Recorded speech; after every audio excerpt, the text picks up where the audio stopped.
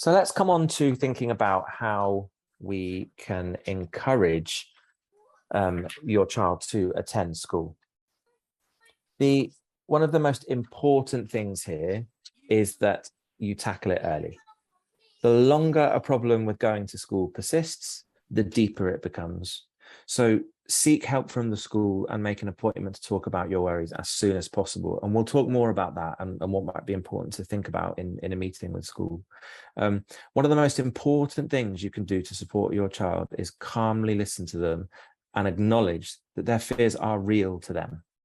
And it's also really important to acknowledge that this doesn't mean that they're able to not go to school, but that you can work together with school staff to support them to attend by making school a happier place for them. And that's the aim here. Finding out why they don't want to go to school in a sympathetic and supportive way is what's really helpful. So, for example, what we don't want is, I suppose, responses like, don't be silly, that won't happen. Because in the end, that doesn't really help the young person who's genuinely quite scared or worried about something. A plan really needs to be made with the school to help your child. This is often called a return to school plan. And that's even if your child is consistently attending but requires support to make it a happier place, it's still called a return to school plan, but your child's school might call it something different. Although they should know what you mean if you mention a return to school plan. It's really important to note as well that towards the beginning of the plan, whatever that plan might look like, and that's where, again, like I was saying earlier, it's going to be very different for different students. But it's really important to note here that towards the beginning of any plan that you make, your child is likely to show more unhappiness at the beginning. And you need to prepare yourself for this, because what you're going to essentially be asking them to do is to face their fears over time. And actually, that's uncomfortable. And we know that's uncomfortable. And it's really important that you, as the adult at home, or the adults at home, and also the school, work together to agree a firm and consistent approach. Any concerns about the plan shouldn't be shared with the child. And what you want really is a positive, united front in terms of you and school. I realize there are some difficulties with that, and we'll come on to that, and I'm sure they might come up in some questions as well. But like I said, it's likely that there are going to be some difficulties implementing that plan, and they should be anticipated and solutions found together. Now, you might feel tempted to change schools, but actually what research tells us is that often these difficulties will re-emerge in the new school. And so whenever possible, it's a lot better to try to resolve the issue in the current school. Now, again, I'm acknowledging that every single situation is very different. And there are certain things that maybe you may feel are not necessarily fixable.